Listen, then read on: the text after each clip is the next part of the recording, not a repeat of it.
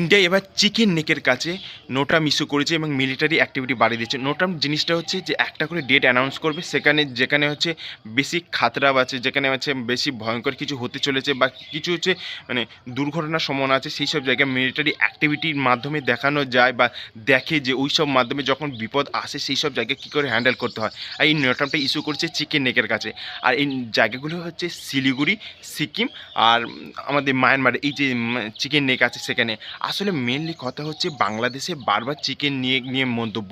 আসলে বাংলাদেশ এর আগে বারবার এরকম বলতে শোনা গিয়েছে যে চিকেন নেকে আমরা হামলা করব বা আমরা চায়নাকে সাহায্য করব যে চিকেন নেকে এসে আক্রমণ করতে। ওর বিভিন্ন নেতাকে এরকম মানে বলতে শোনা গেছে।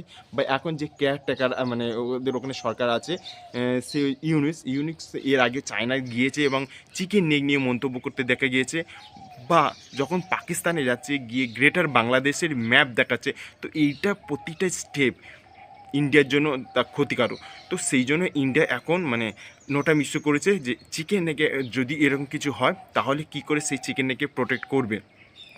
আর তাছাড়াও বাংলাদেশ মানে রেডার লাগাতে দেখা গিয়েছে যে চিকেন এসে আশপাশে যখন তাদেরকে প্রশ্ন করেছিল কেন তোমরা রেডার লাগাচ্ছিল, যে রেডারটা হচ্ছে মানে ভারতের যদি কোনো বিমানের কী সব অ্যাক্টিভিটি না কিছু সব কিছু সেটাকে মানে মানে দেখে যে এই রেডারের মাধ্যমে। তো বাংলাদেশের কাছে যখন জিজ্ঞেস করা হয়েছে যে তোমরা কেন চিকেনের কাছে রেডার লাগাচ্ছিল, তখন বাংলাদেশের এটাই বক্তব্য ছিল যে আমরা জাস্ট লাগাচ্ছি আমাদের প্রোটেকশানের জন্য, আমরা মানে ইন্ডিয়ার কোনো গতিবিধি আমরা দেখছি না এবং সেটাকে আমরা চায়না বা পাকিস্তানের মতো কোনো কান্ট্রিকে আমরা জানাচ্ছিলাম।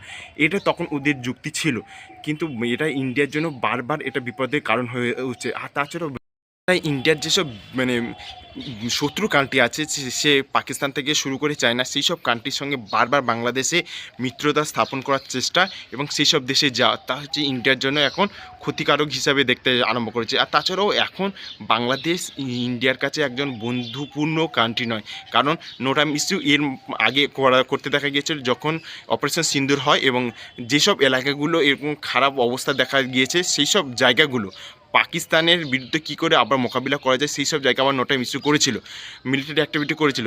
আবার তারপরে এবার দেখা যাচ্ছে এই বাংলাদেশের এই আশপাশে বর্ডারের আশপাশে এমন করতে। তো সুতরাং এবার ভাবা যেতে পারে যে ইন্ডিয়া যে মানে পলিসি ছিল যে ধীরে সব কিছু দেখা, কিন্তু এখন দেখা যাচ্ছে যে হয়তো এদের ধৈর্যবাদ বেড়ে যাচ্ছে, সেই জন্য বাংলাদেশের আশপাশেও নোটাম ইস্যু করেছে যে তাদের মিলিটারি অ্যাক্টিভিটি বাড়িয়ে কীভাবে পরবর্তীকালে মোকাবিলাটা কীভাবে করা যেতে পারে সেটা তাদের দেখার জন্য।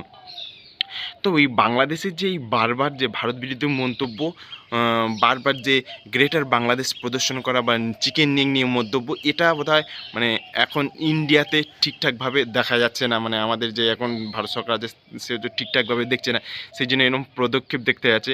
তাছাড়া যে যখন এরা এই 26-এ ইলেকশন হবে, এর জন্য এরা জাকির নায়েককে ডেকেছে। জাকির নায়েক হচ্ছে একজন এমন মুসলিম প্রবক্তা যে হচ্ছে বারবার তার মন্তব্যের জন্য এমনও দেখে গিয়েছিল যে টেররিস্ট আক্রমণ হতে, ঢাকায়ও টেররিস্ট আক্রমণ হয়েছিল বাংলাদেশে। তারপরে মানে বাংলাদেশে শেখ হাসিনা যখন ছিল তখন তাকে ব্যান্ড করে দিয়েছিল এবং ইন্ডিয়াতে তো ব্যান্ড হয়ে গেছে। মানে এর কারণে অনেক টেররিস্ট আক্রমণ হয়েছিল বা মানি লন্ডারিং থেকে শুরু করে জমি মাফিয়ার কাজ অনেক কিছু করেছিল, সেই জন্য বাংলাদেশে এবং ইন্ডিয়াতে উভয় জায়গায় এ ব্যান্ড হয়েছিল।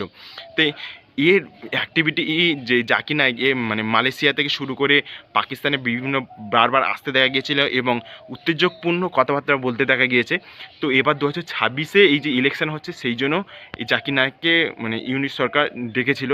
তার স্বাভাবিকভাবে মানে একে ব্যান করে দিচ্ছিল শেখ হাসিনার বিরুদ্ধেই কথা বলতো।